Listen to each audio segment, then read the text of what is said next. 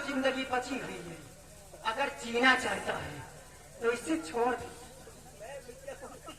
आराम चाहता नहीं।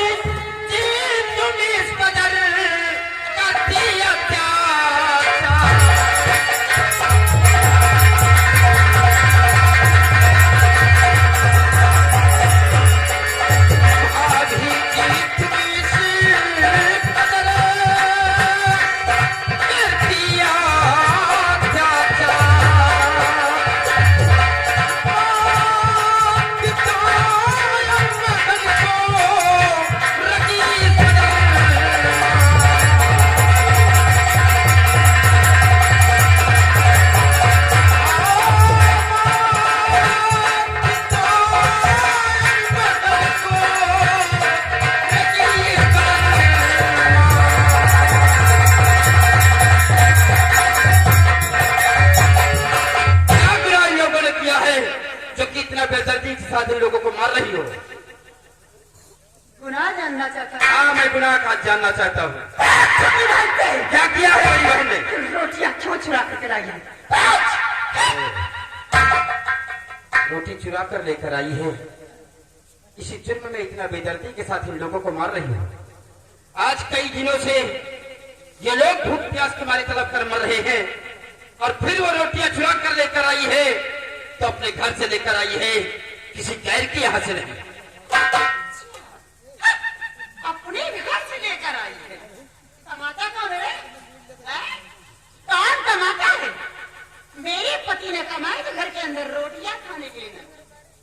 बीच में वकालत करने के लिए आ गया? सबसे पहले तो ये बोल दे, तू बोलने वाला कौन होता है?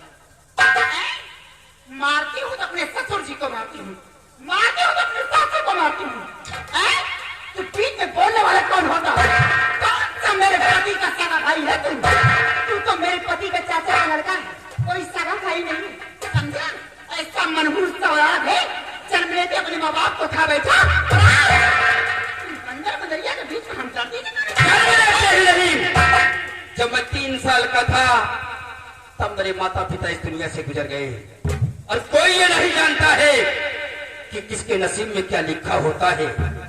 और रही इनके बीच में बोलने वाली बात, तो एक बार जरा इनकी तरफ नजर डालकर देखिए कि अंधी होकर भी हमारी परवरिश किया, बाबूजी ने मुझे पढ़ाया लिखाया, इस नाते हमारा भी अधिकार है इनकी तरफ बोलने का। और हाँ, ये जो हवेली देख रही हो ना, इस हवेली के अंदर मैं आधे का हकदार हूं, और जो 200 बीघे जमीन है, 100 बीघे जमीन आपकी भी नहीं, दादाजी की है, और 100 बीघे जमीन हमारी है। अगर आप खाना बनाकर नहीं देना चाहती गए तो मत दीजिए, मैं इन लोगों को कमाकर और बनाकर खिलाऊंगा, लेकिन दोबारा हाथ उठाने की कोशिश नहीं करना, नहीं तो मैं भूल जाऊंगा कि आप हमारी भाभी माँ है। एक हाथ उखाड़ कर दूसरे हाथ में रख दूंगा। बहुत ऊंचे स्वर में बात कर रहे हो आज इन लोगों के बीच में हमदर्दी जताने के लिए आ गए। इस सवेरे पे आधा हिस्सा चाहिए, ले लेना, चंदा दे दी, दे दे। एक बात और समझिए, इन लोगों की बात करते हो? हाँ, इन लोगों की बात करता हूँ। इन लोगों को हिस्सा क्या मिलेगा?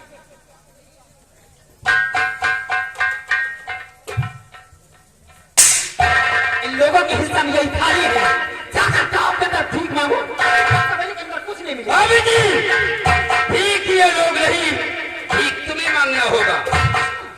अगर ये लोग चाह ले तो अभी तुम्हें घर से बेघर कर दे, अपनी जमीन जायदाद से तुझे बेदखल कर दे, कटोरा लेकर गलियारों में भीख ये नहीं, भीख तुम्हें मांगना होगा। इनके पास जितनी जमीन इतनी दौलत है कि अगर ये सारी जिंदगी बैठकर खाएं फिर भी कभी कम नहीं होगा। जिसने सवेरे पे हिस्सा लेने के आना, उस दिन साथ में कफन लेकर आना, ये चंदा देवी इकट्ठा तैयार रखेगी हिस्सा देने के लिए। और रही बात ऐसा हो रहा, कौन भीख मांगेगा? ये तो वक्त बताएगा विमल सिंह कि कौन इस दौरान की जिंदगी जीता है और कौन गली गली भीख मांगता है। तूने मेरे गाल पे तमाचा मारा है ना?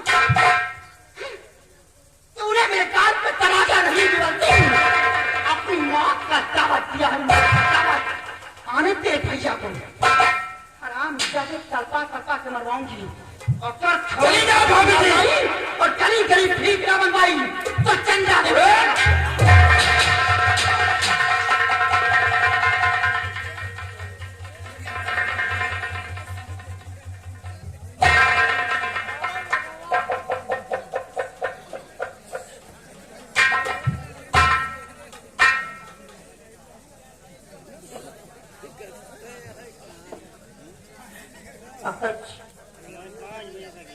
आज तक मैंने पुरखों की जायदाद को कभी बिगाड़ा नहीं है बेटा। की कहानी यार, एक एक रुपया जोड़ करके मैंने ये महल खड़ा किया कि हमारे पास औलाद है। आज सारी कमाई, सारी उम्र की कमाई मेरे हिस्से में ये थाली आ गई बच्चा। खाली ठीकरा हमारे हिस्से में आ गया। हो सके तो 1 रुपया तुम भी डाल देना है।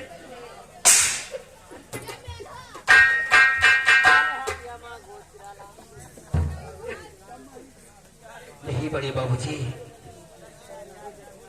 जब तक ये आपका बेटा विमल है तब तक आप लोगों को कभी भीख नहीं मांगने देगा।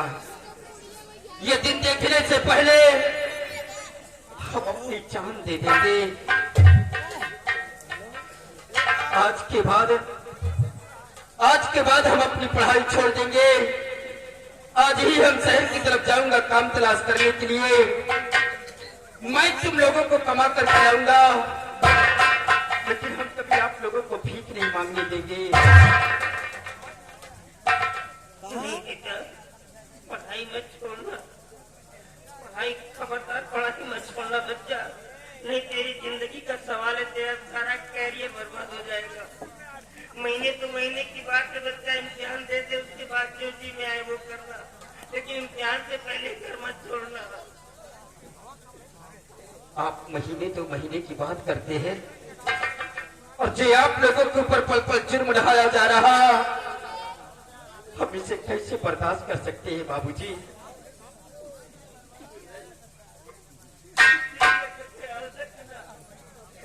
जानवर की तरह टूट पड़ती है, जानवर की तरह टूटती है बिटिया।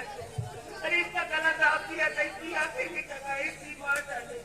बाबूजी, हम नहीं बचा पाएंगे बिटिया को। हम बहन की हिफाजत अपनी जान से भी बढ़कर करेंगे। हम अपनी जान की बाजी लगा देंगे, लेकिन अपने बहन के जिस्म पर हम जरा सा खरोच नहीं निकले देंगे। हाँ बाबूजी, आइए हम अभी आप लोगों को खाने की व्यवस्था करते हैं। आइए हमारे साथ।